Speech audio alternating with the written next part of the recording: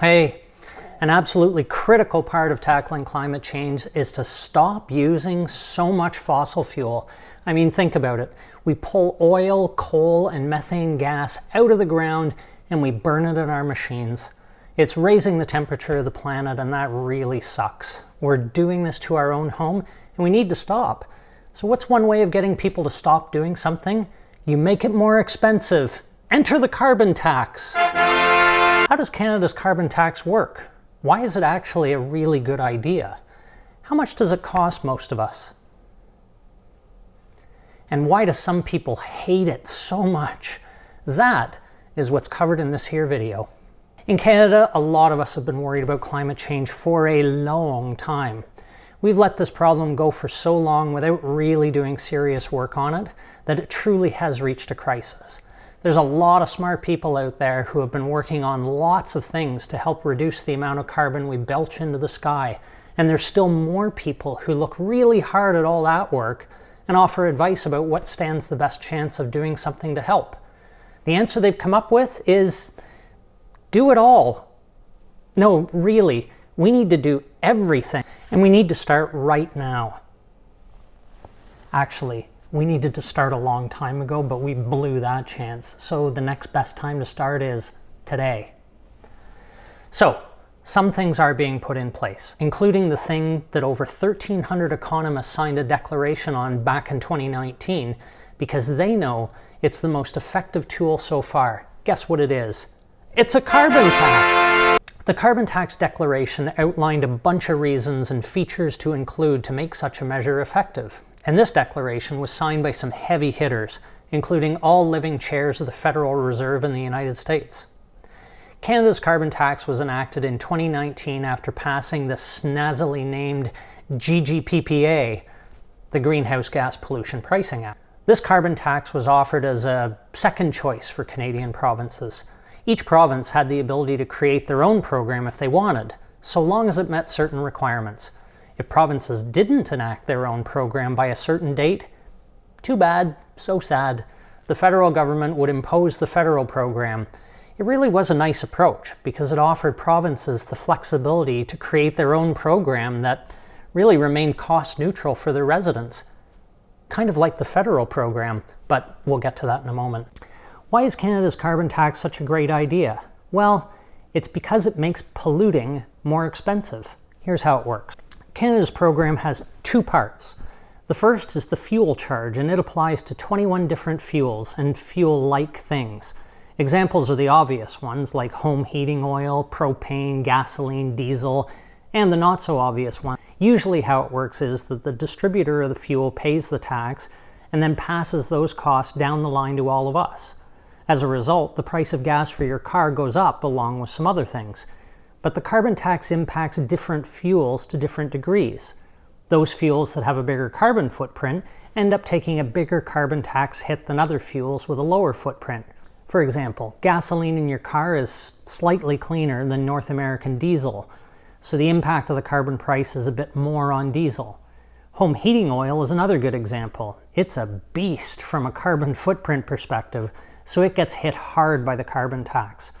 And the way Canada's carbon tax is structured, it increases over time.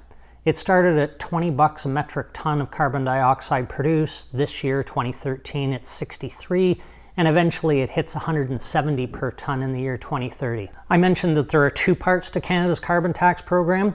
Very quickly, the other part is an output-based pricing system that applies to industrial companies like oil and methane gas producers, chemical companies, automakers. These companies don't pay the fuel charge like you and I do. Instead, they pay for the emissions they actually produce.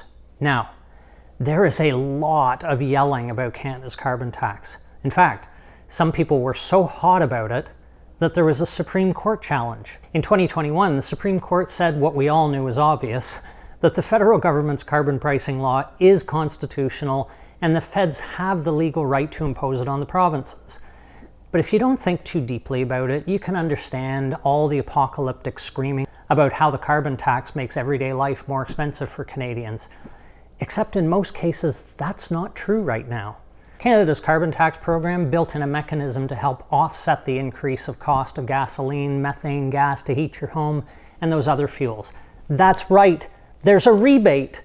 Who knew? Canadians get a climate action incentive rebate when we file our tax forms in the spring. And for about 80% of Canadian households, they actually get more money back from the rebate than they spend after the effect of the carbon tax has on prices. I know what you're thinking, that seems kind of dumb. Add a carbon tax, collect it, and then give it back to people. Well, we won't dive into the psychology of behavior change and nudging in this video, but it's designed this way because it works. It helps to convince people to make different choices in their consumption of fuels because we see prices going up, we don't like it, and we look for ways that we can cut those costs. Although, admittedly, it can be pretty hard for some people in some situations. But the sooner those choices are made, the longer we get to enjoy this differential. How much is the rebate? Well, in Ontario, for the average Pat, Kim, or Jordan, it works out to be about $488 in 2023.